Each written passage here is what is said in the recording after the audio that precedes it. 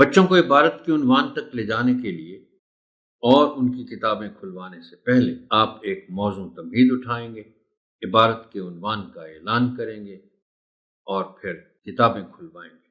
تمہید اٹھانے کے لیے درج ذیل نکات پیش ہیں، تاہم یہ حرف آخر نہیں ہے۔ بہتر سے بہتر تمہید کے لیے آپ کی فکری جستجو جاری رہنی چاہیے۔ محترم ٹیچر، میں پہلے بھی اس ضمن میں آپ سے گزارشات کرتا رہا ہوں اور آج دہرانا چاہوں گا کہ میں جب فکری جستجو کی بات کرتا ہوں تو آپ سے حقیقتاً یہ گزارش کر رہا ہوتا ہوں کہ آپ تمہید کے طور پر میں جو سوالات تجویز کرتا ہوں آپ انہی پر اکتفا نہ کیجیے، خود بھی سوچیے۔ میں ہرگز یہ دعویٰ نہیں کرتا کہ میں جو تمہید تجویز کر رہا ہوں وہ بہترین ہے، بالکل ایسا نہیں ہے۔ آپ مجھ سے کہیں بہتر سوچ سکتے ہیں، بہتر سوالات کر سکتے ہیں۔ مثال کے طور پر آج کا عنوان ہے اس باب کا مہمان نوازی، تو آپ دیکھیے کلاس میں گئے، آپ نے بچوں سے کہا کہ بچوں کیا حال ہیں آپ کے؟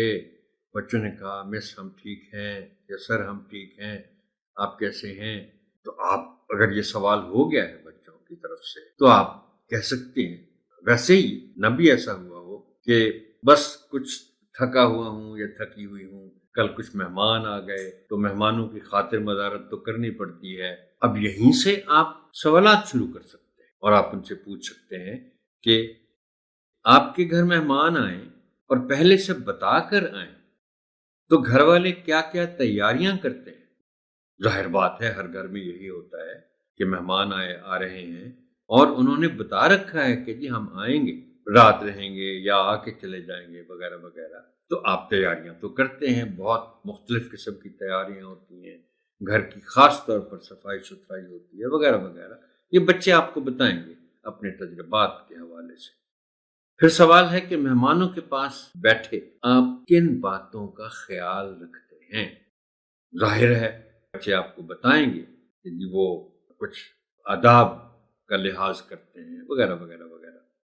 مہمان بچوں کو آپ کس طرح مصروف رکھتے ہیں؟ اگر مہمانوں کے ساتھ بچے بھی ہیں تو ظاہر ہے جو میزبان خاندان ہے اس کے بچے تو انتظار کر رہے ہوتے ہیں کہ کب مہمان بچے آئیں گے اور ہم ان کے ساتھ کھیلیں گے، اور ان کو پھر انہیں مصروف بھی رکھتے ہیں۔ وہ کس طرح مصروف رکھتے ہیں یہ بچے آپ کو بتائیں گے۔ آپ لوگ مہمانوں کا استقبال کس طرح کرتے ہیں اور رخصت کیسے کرتے ہیں؟ یہ بھی آپ کو مختلف جوابات کے ذریعے بچے بتائیں گے۔ آخری سوال ہے کہ آپ لوگ مہمانوں کی خدمت کے لیے کیا خاص اہتمام کرتے ہیں؟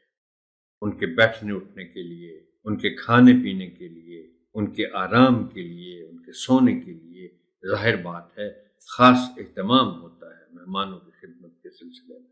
تو بچے آپ کو مختلف جوابات دیں گے، آپ بھی ان کے جوابات کے ساتھ ساتھ اس گفتگو میں شامل ہوں گے۔